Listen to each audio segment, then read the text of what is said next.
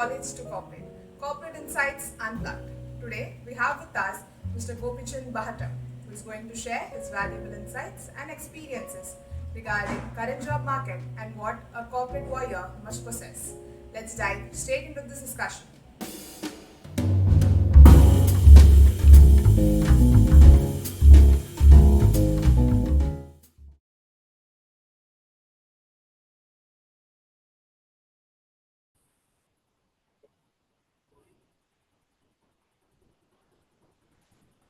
So, hello everyone, and welcome back to College to Corporate, Corporate Insights Unplugged. I'm Satvika, and this is season 4, episode 2. First off, a huge thank you to all our listeners for the tremendous love and support you showed for our last episode. Your feedback, your messages, and your encouragement truly motivates us to bring more insightful conversations each time. Today, I'm absolutely thrilled to welcome a truly inspiring personality, a leader who has shaped the HR landscape with his strategic thinking, innovation, and people first approach. Let me introduce Mr. Gopichand Bahatam, a distinguished HR professional with over 11 years of experience in HR operations and transformation. From driving organizational change and optimizing HR workflows to mentoring teams and creating new, impactful employee engagement strategies, Mr. Gopichand's journey reflects a perfect blend of passion, leadership, and dedication to excellence. Mr. Gopichand, thank you so much for being here with us. So, how is your day going? So it's going great, Satvika. So I think thanks for your kind introduction and having me on your show. So I really appreciate the way you bridge academic learning with real world corporate experiences. So I'm very excited to be a part of this conversation today. That's really great, sir. Wonderful. So, if you're okay with it, we'll dive straight into our conversation where we have segment one. We'll start with the same. Yeah, absolutely. Go ahead. So, there comes your first question. So, looking back, what inspired you to choose HR as a career path, especially given that many students focus on technical or functional roles first? Okay, so frankly speaking, HR is not at all in my bucket list actually. So I have done my BTech in computer science. So as everyone do, I also learned so many software courses. So but however I couldn't make it up. So then I got an opportunity to work with my relatives company, so as an HR there, so then I experienced the flavor of talking people, understanding their concerns, and solving them. And meanwhile, in the same side of the coin, how organization is going to develop the strategies for their employees. So that's the time I understood that how important the HR is for a company. So then I joined in MBA. I come post graduated with in HR. So I got an opportunity in Arvindo Pharma. So as you said that, so HR and operations transforms. So you know what specifically allows you to design the systems and experiences. You know that enable every employee to perform their best. So as for your question, for me, there's the ultimate functional and strategic role. All right, wonderful, Yeah. sir, wonderful. So, moving on to the next, see, early in your career, what were some challenges that you faced entering your HR operations and how did you overcome them? Early on, so my biggest challenge was earning credibility. You know what? So being an HR professional, so when I joined in Arvindo, so people often expect you to know all it all like policies, compliances, people management, but you are still learning, right? So what I did is I focused on listening, observing, and understanding ground reality before to fix it up. So what it is, I also made some sort of learn every HR aspects or HR functions. We can say it as like we do have a lot of functions in HR like recruitment, onboarding, payroll, strategy compliances. So I could speak the same language as both management and as well the employees. So the hands-on exposure helped me build trust and grow faster, I can say. So, learning and hands-on experience is what you say should be the main target for an HR candidate. Yes. Okay. So moving ahead, as someone who has overseen HR processes, which HR function, be it recruitment or onboarding, performance, do you believe is most undervalued by fresh graduates and why? Mm, it's a little tricky, but I would say onboarding without any doubt. So many see it just an formality. So it's like an I welcome email or signing the documents. So actually, what I can tell the is that but onboarding sets the tone of an employee's entire journey with that company. A strong onboarding process builds the engagement, clarity, and connection from day one itself, right? So when new hires feels valued and informed earlier, so it significantly reduces the attrition and as well as improves performance of them. So to me, onboarding is not just a process; it's just a start of culture building. All right. That's wonderful. That's definitely a perfect insight because usually onboarding, people take it very lightly, I believe, and it's just taken as a process, but not as a meaningful, operation in every company. So definitely that insight is definitely has to be done.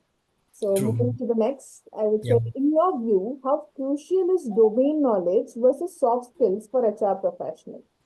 Mm, Actually, both are equally important, but if I had to pick one, then I would say soft skills make you stand out because domain knowledge helps you perform your job, but empathy, communication, and emotional intelligence helps you lead. So HR is about people, right? So you can have the best systems or policies, but if you can't connect with the people, it won't work. So the right mix of these is called, I can say, strong fundamentals in HR, balanced with people, empathy, and business understanding. Great, wonderful, wonderful. So moving to our next, I would say, how do you measure success in HR roles? Like what KPIs or metrics do you consider most meaningful? For me, HR success is about impact, and it's not about just numbers. So while metrics like time to time hire, retention rate, and employee satisfaction score matters, but I also look at the intangible outcomes also. So like how engaged people are, how they talk about the companies or we can say it as how managers are involving as leaders. So, or we can say how many are evolving as leaders from their particular bunch of people, right? So, when employees feels proud to say, "I work here," that's the best KPIs any HR can achieve. Okay, so intangible outcomes are also should also be considered the most meaningful, I believe. Definitely, definitely, that will be there. All right. Moving to the next.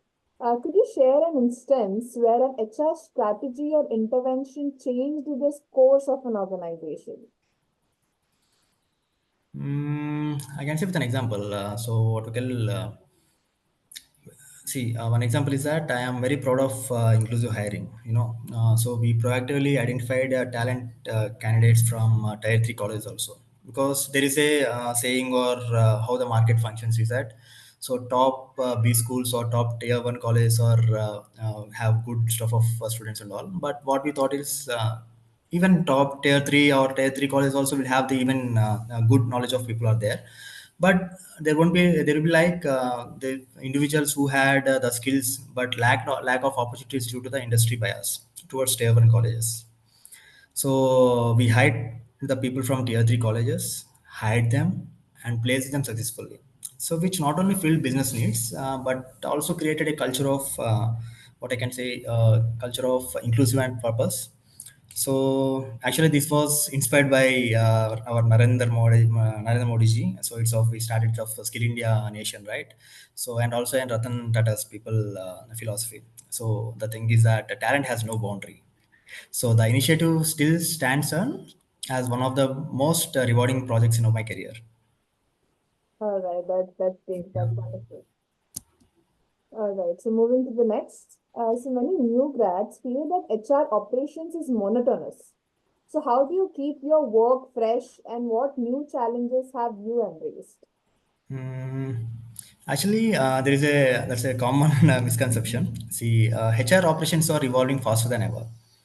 So I can say that we should keep it up fresh by blending technology with human touch. So whether it's implementing HR automation tools, analytic dashboards, or virtual engagement programs. So what I do is I consistently look for ways to make process smarter and more even employee friendly. So also every day brings new people challenges, right? And that's what keeps exciting. So you are learning something new about human behavior, motivation, and leadership. So on every single day. So that's how we have that embrace. All right, so technology and human touch should go hand in hand. Yeah. All right, wonderful. Moving to the next. With remote or hybrid work becoming common, what HR practices have you implemented to maintain engagement and culture? So mainly we focused on connection, communication, and care. So we started monthly virtual town halls, so employee recognition, shout outs, and what are called employee well checkups, well checkings into human bond alive, even in the remote setups also. Yes, So nowadays it's been hybrid model comes into the place. So there is a lot of gaps in the employees, so that's why we created all this stuff, and we also encouraged managers to have regular one-to-one conversations, not about the work. So what I feel is there should be some sort of beyond the work culture. So you have to be some about how employees were doing personally also. So that's where the emotional connection build between the manager and as well the team member, right? So these are small practices help, but certain trust and belonging also. So which are really pillars of engagement in hybrid workplace, I believe. Sorry, you are on mute. I can't hear you. yes. Can you hear me now? Yeah, I can hear you now. So, like from your perspective, what is that one mistake that many early career professionals commit in HR or corporate roles? Mm, I can say the biggest mistake is expecting quick recognition without mastering the basics. See, so in early career, professionals sometimes wants to jump into strategic roles without the proper understanding or operational things. So, but what HR excellence is built on strong fundamentals compliances or documentations or people relations, So, if you get into those right, leadership and strategy will naturally follow. All right. Yep. That's wonderful. Great. So now we'll be moving towards our fun segment. It's a myth buster. So in this Okay. segment, Mr. Gopichand will tell us like whether a statement is a myth or a truth. So are you Okay. ready, sir? Yep. Yeah. Absolutely. I did. Okay, so here it goes. I'll present you some statements and you'll tell Okay. us whether it's an afwa, that's a Mhm. myth, or such, that is truth. Okay. Start with a quick explanation. Cool. Okay. All right. So moving to our first statement, you must have an HR degree to succeed in HR. Mm, it's a myth. So, see, if we look after our great industry leaders also, many of great HR leaders come from diverse backgrounds. So, what matters is what their mindset, the ability to understand people, process, and the business needs. So, the degree helps you to build passion and learning attitude to take you further, I believe. Okay, Yeah. definitely. So the next comes here. Salary matters most if a company pays well. Everything else will fall in place. Oh, it's a big myth again. So I can say, see, in a true world, salary attracts people, but culture retains them. People stay for respect, recognition, and growth. It's not just for paychecks and all, I believe. Definitely. Culture does matter, you say. Yes. All right. Moving to the next. Fresh graduates should wait for the perfect job role. Compromise leads to bad starts. Mm, it's a big myth actually. Okay. So there is no perfect role. See, for my from my learnings also, I started from came from BTech background. So and then shifted to HR. See, what I feeling is that there should not be any perfect role or should not wait for anything for that comes into our place. So every job teaches you something. So my advice to start somewhere, learn everything, and grow continuously. All right, perfect. So moving to the next. HR is just about policies and paperwork, not strategy. It's a myth, definitely. So, modern HR is all about strategies. We are business partners who drive productivity, engagement, and even innovation through people. See, policies are there, but policies are just for the foundation. Yeah. So moving to the last one. If you don't start in a top tier company, you'll never catch up. It's an absolutely a myth because success is not about where you start. So what I believe is, but how you grow, right? So I have seen people from humble beginnings leading global teams also because of their persistence and mindset.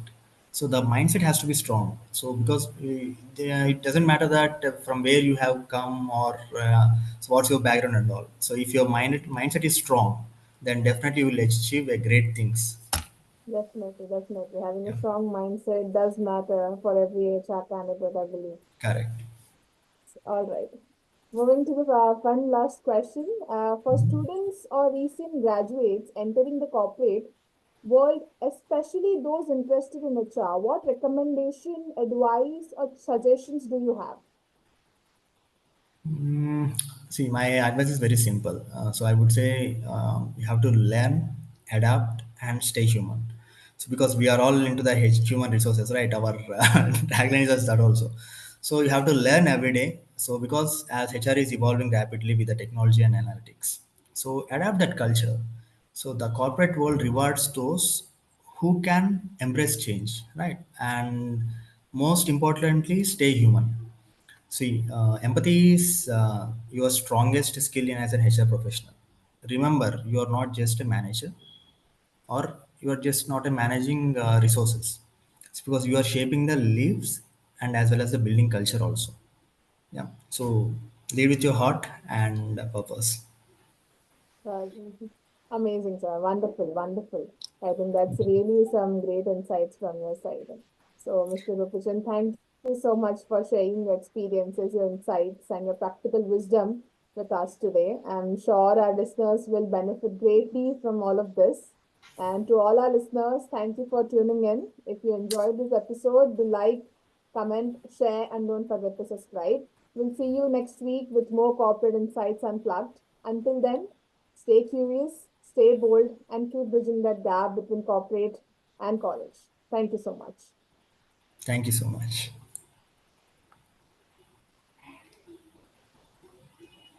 Thank you for joining us for episode 2. Be sure to like, share, and subscribe to our channel. You can find us on Spotify as well. So connect with us on social media for more exciting content. We are looking forward to seeing you in episode 3.